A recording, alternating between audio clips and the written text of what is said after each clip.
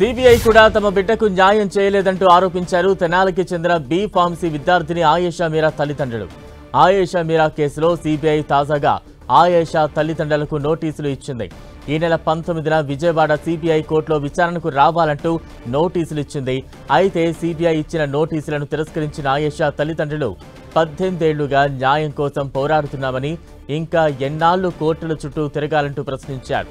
ఈ దేశంలో సామాన్యులకు న్యాయం జరగదా అంటూ ప్రశ్నించారు ఆయేషా తల్లిదండ్రులు.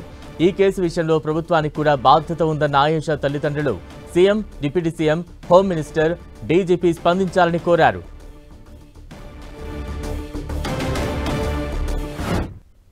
మూడు నెలల తర్వాత మీకు నోటీస్ పంపిస్తాం, మీరు తీసుకోండి, దీని మీద మీ అభ్యంతరాలంటే అసలు ఆ రికార్డులు ఏముంది, ఆ కాపీలో ఏముందో మాకు తెలియకుండా మేము అభ్యంతరం ఎలా తెలుపుతామండి? ఎలా తెలపగలం? మీరు మా కాపీ ఇచ్చారా? కంపల్సరిగా ఇప్పుడు ప్రభుత్వం కూడా జవాబుదారీ అవ్వాలండి.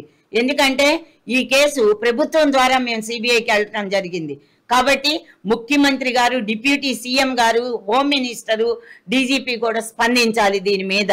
కాబట్టి ఈ కాపీలు తప్పకుండా సిబిఐ మాకు ఇవ్వాలి, ప్రభుత్వానికి ఇవ్వాలి, సెంట్రల్ గవర్నమెంట్కి కూడా ఇవ్వాలి.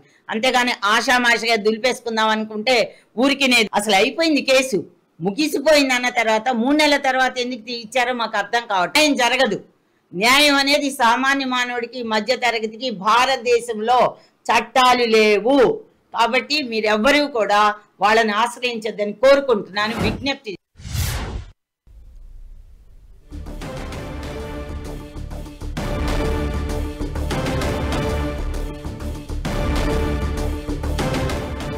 ఈ నెల 19న విజయవాడ కోర్టులో విచారణకు రావాలంటూ కూడా ఆయేషా తల్లిదండ్రులకు సిబిఐ నోటీసులు ఇచ్చింది. దీంతో సిబిఐ నోటీసులను ఆయేషా తల్లిదండ్రులు తిరస్కరించారు. 18 ఏళ్లుగా న్యాయం కోసం పోరాడుతూనే ఉన్నామంటూ కూడా ఆయేషా తల్లిదండ్రులు తీవ్రంగా బాధను వ్యక్తం చేస్తూ ఉన్నారు. ఇంకా ఎన్నిసార్లు, ఎన్ని సంవత్సరాలు కోర్టుకు తిరగాలి అంటూ కూడా ఈ సందర్భంగా ఆయేషా తల్లి తీవ్ర ఆవేదన వ్యక్తం చేశారు. సామాన్యులకు ఈ దేశంలో న్యాయం జరగదా అంటూ కూడా ప్రశ్నిస్తూ ఉన్నారు ఆయేషా తల్లి.